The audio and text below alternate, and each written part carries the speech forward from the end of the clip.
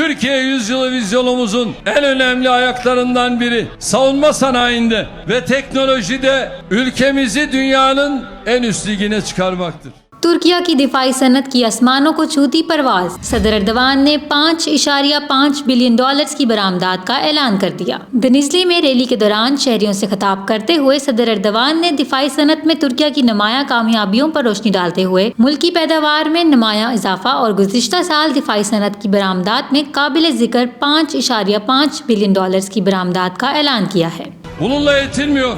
Dost ve kardeş ülkelere de ihraç edebiliyoruz. सदर Erdogan ने दिफाई पैदावार में खुद कफालत की तरफ तुर्किया की पेशरफ्त पर जोर देते हुए कहा कि मुल्क अब अपनी जरूरत के तकरीबन तमाम हथियार आजादाना तौर पर खुद तैयार कर सकता है और यही नहीं, तुर्किया ये हथियार अपने दोस्त ममालिक को भी फराहम कर रहा है, जो आलमी दिफाई मार्केट में तुर्किया के बढ़ते हुए असर रसूख को जाहिर करता है। Kendi savaş gemisini yapan dünyadaki 10 ülkeden birisiyiz. सदर अर्दवान का कहना था कि मुख्तलिफ रुकावटों और पाबंदियों का सामना करने के बावजूद तुर्किया ने दिफाई टेक्नोलॉजी में अपनी सलाहियतों का लोहा मनवाया है। सदर अर्दवान ने फख्र के साथ ऐलान किया कि मुल्की पैदावार की शरह, जो कि इनकी इंतजामिया के इक़्तिदार संभालने के वक्त तकरीबन 20% थी, वो अब बढ़कर तकरीबन 80% हो गई है। इस इजाफे में दहशत गर्दी के खिलाफ तुर्किया की लड़ाई में इस्तेमाल होने वाले बहुत से हथियारों की दरामद को रोकना भी शामिल है।